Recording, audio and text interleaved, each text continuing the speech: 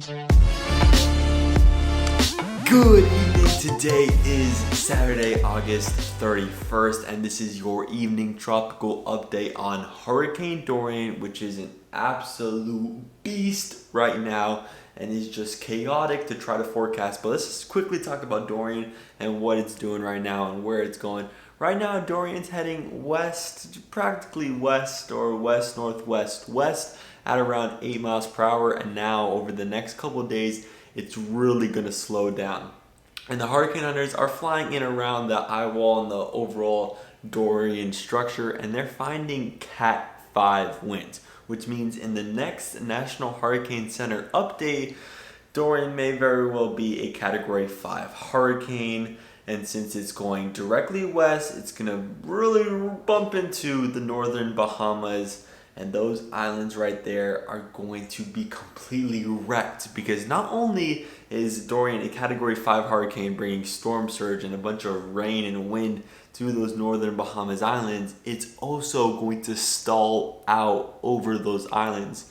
And that means for a period of like 36 to 48 hours, they're going to be feeling hurricane winds and tropical storm winds for probably maybe 3 straight days. That's how slow Dorian is going to go because of all of these different steering patterns. We got the ridge to the north, and then we have this trough coming in that's going to weaken the high pressure, and then we have a little high pressure in the Gulf of Mexico, and they're all battling, and that makes Dorian just come to a complete halt.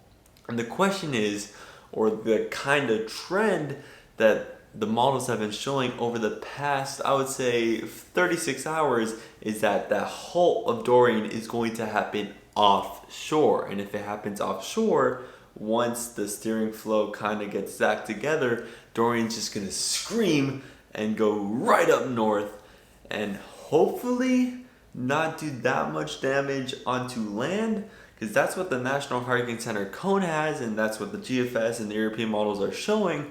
But there's a few models like the Icon model, like the HWRF, that have it making landfall in Florida and then kind of going north on the peninsula of Florida. So right now, I gotta be honest, Dorian has just been chaotic. I mean, first talking about like the Hispaniola and that wind shear, we thought it was gonna die out completely. We then thought it was going to hit Puerto Rico. It didn't even do that. It went east of Puerto Rico.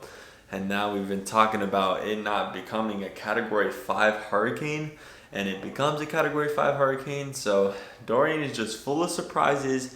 And I'm not going to be surprised if Dorian does a little bit of a southwest jog or a little bit of a west jog. Because the difference between the nearest Bahamian island to Dorian right now and West Palm Beach is about 180 miles, which is nothing in forecasting, because these models can't really go that in depth. Because remember, over a 72-hour span, if a model is off 1 mile per hour in every single model for every single hour, it's going to be off 72 miles at the end of that 72-hour forecast. So Dorian right now, it's a confusing mess, but what we do know for sure is that the northern Bahamas are about to be completely destroyed and just blown up with hurricane winds for a long time, like 48 hours. This is scary, because if we look at Dorian,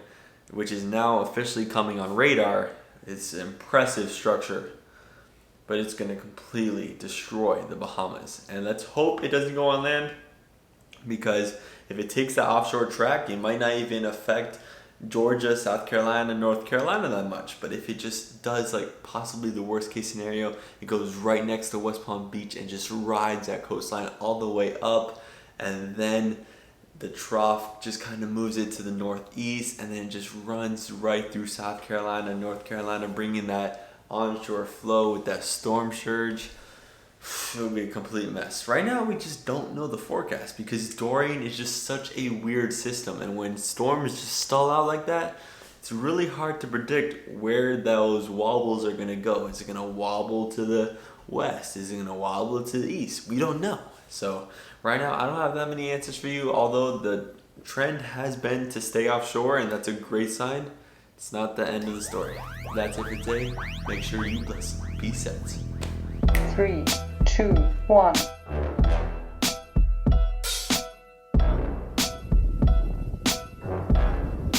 A little after 10 p.m.